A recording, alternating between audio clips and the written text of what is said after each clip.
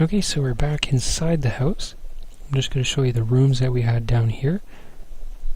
So if you travel down, you'll see that rooms will open up every now and then on the sides.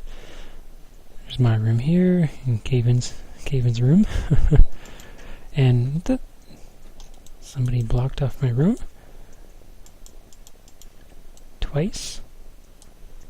And so it's just a bunch of storage.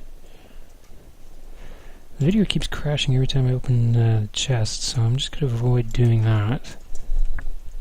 I'll just have to show you stuff. I don't think there's anything big in here. Nope.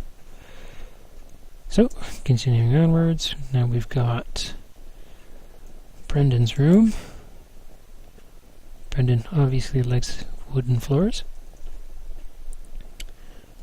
And of course unfinished. I believe this was his area over here as well. So further down, I think we'll find, yes, Chris's room, the lair of Chris, I should say. In we go, and yes, he is AFK. Currently not playing. And I wonder if we have something for Brad down here. Oh, I think not. I think it's just caves from here on out. I'd say it would take a lot of time, and the focus of this video is not spelunking. Okay. So that's the friend house. Nice little place. I really like it. So what I will show you next is... I guess I'll show you this. This is a iron golem spawn. Basically the whole point is to spawn a golem inside the area because this acts as a large village. And a golem will randomly spawn inside.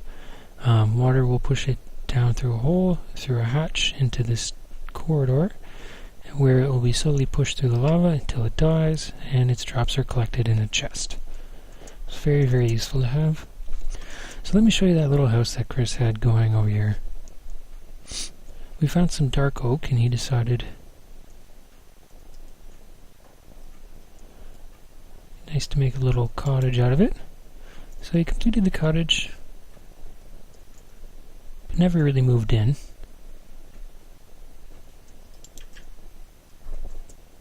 Nice place though. But Chris's real home is tucked away, and this is the first of the secrets that I'll show you.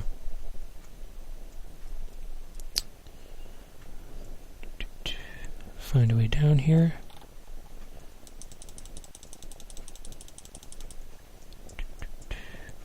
So he's got a little horse pen and another massive tree.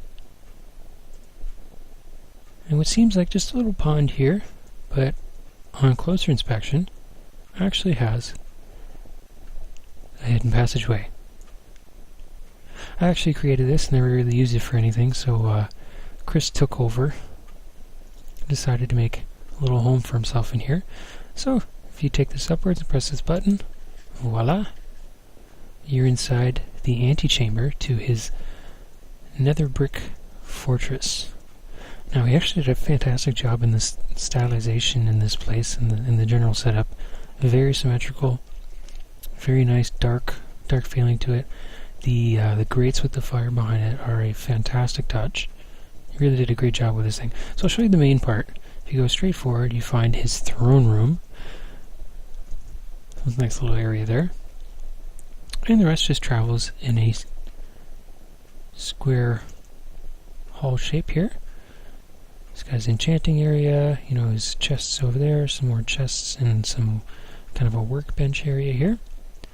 And that's about all he has. Really neat place, but we kind of stopped playing too early. I don't think he quite finished what he wanted to do with the area. And to exit, you go back to the antechamber and exit to the right where there's another button, and you have to sprint out that door real quick, otherwise you get smushed. So that's the first secret I show you, and a really nice one. Chris did a great job with that. So moving on to the next secret, will be my tunnels. Now, I loved creating tunnels and connecting them between everybody's little living spaces. So Chris has got, his nice little area tucked away under the mountain that the friend house is built upon. La-di-da-di-da. So I decided to make my own access points.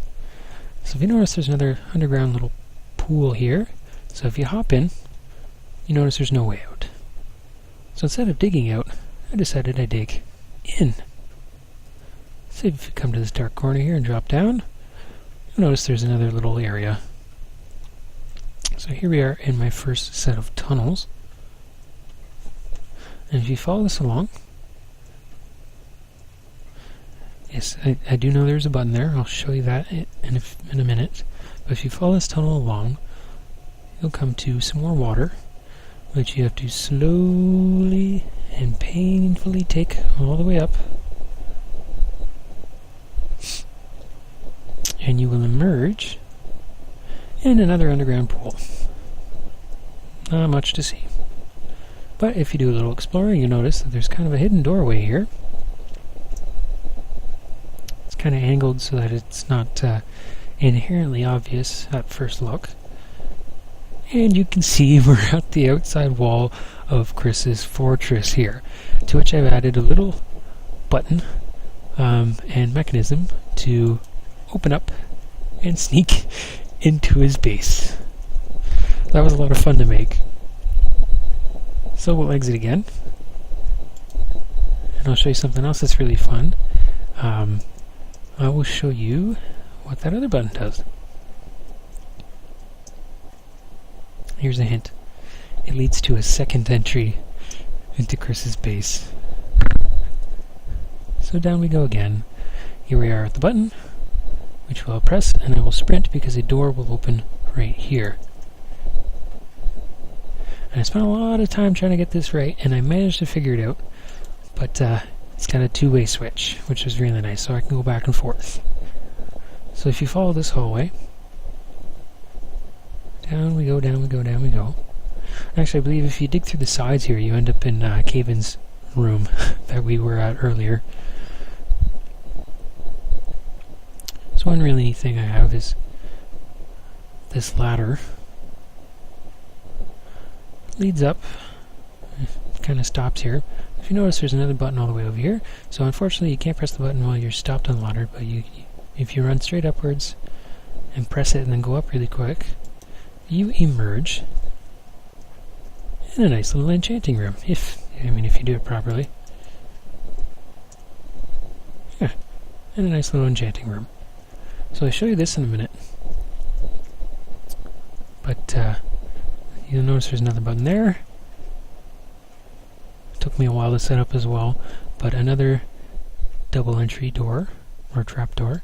So you can take that to drop right back down.